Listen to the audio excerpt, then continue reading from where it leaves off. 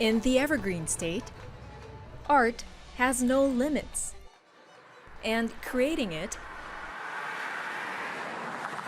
is no small feat. In this field report, we look at an iconic piece of art that is, quite literally, larger than life.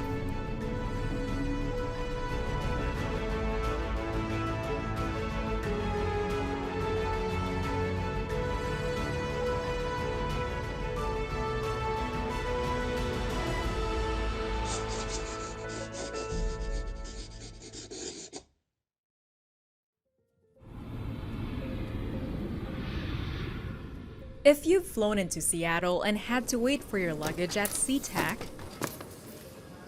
chances are you've seen this vibrant artwork called Eyes on the World by Dick Elliott.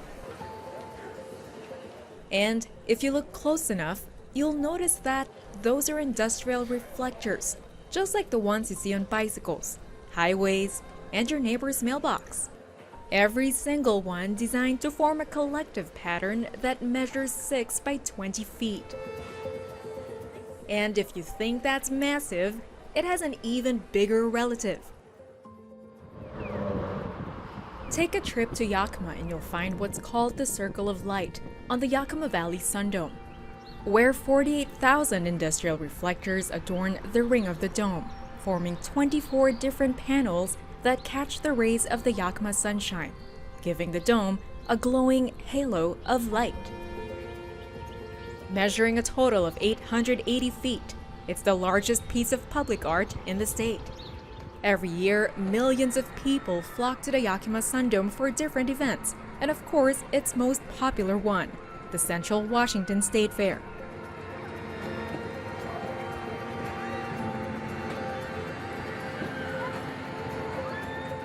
It really is an honor for the Sundome to be the host of the largest piece of public art. Imagine it's been in place for over 30 years. Millions of guests who have come to State Fair Park for events have actually been able to experience the Circle of Light. But all year round, when the festivities are done, the Circle of Light remains to be a spectacle to behold.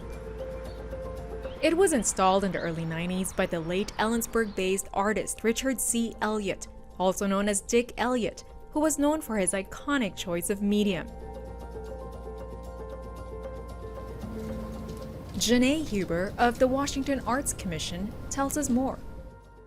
The reflectors, there's sort of a technical component to the reflectors and how they actually function and how they catch the light and whether, the distance is the right distance for viewing, whether the pattern is dynamic enough to have the effect that the artist wants it to have.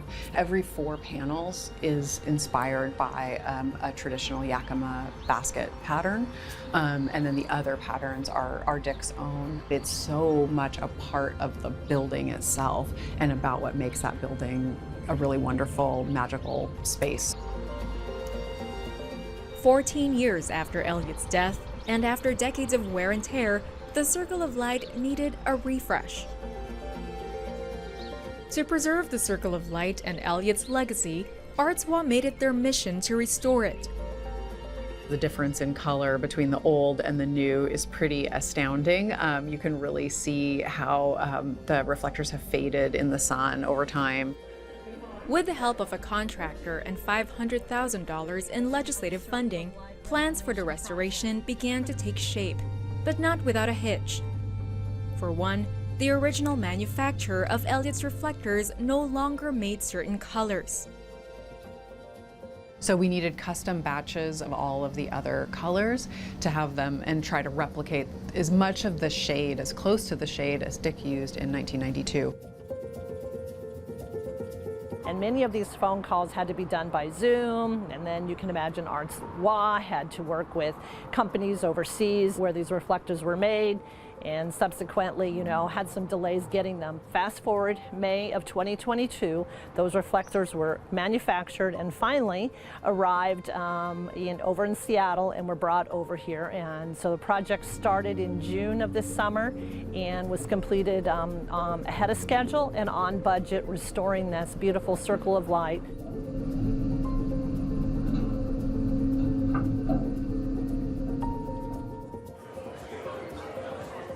Good morning, everybody. Thank you for gathering with us today on this beautiful sunny Monday in Yakima at the Yakima Valley Sundome to celebrate the restoration of Dick Elliott's Circle of Light. In July of 2022, just a month after the restoration started, work on the Circle of Light was finally complete.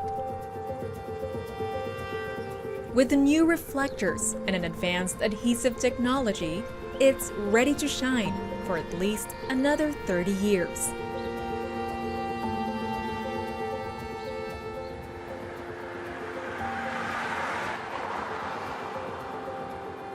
Today, Dick Elliott's work remains as evergreen as the state that shaped his legacy. And true to the touch of a visionary who chose a rather unique and unconventional medium, his work continues to prove what Washington creators have always believed: that art has no limits.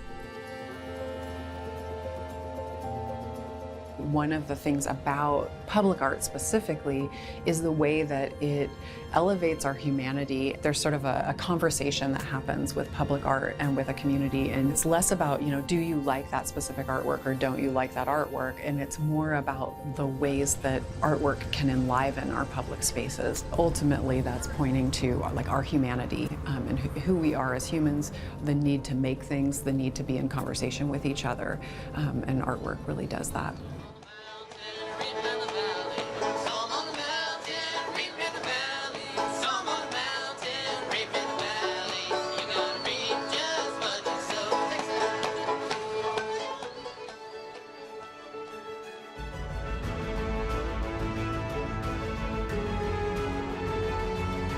For Field Report, this is Angela Nolasco.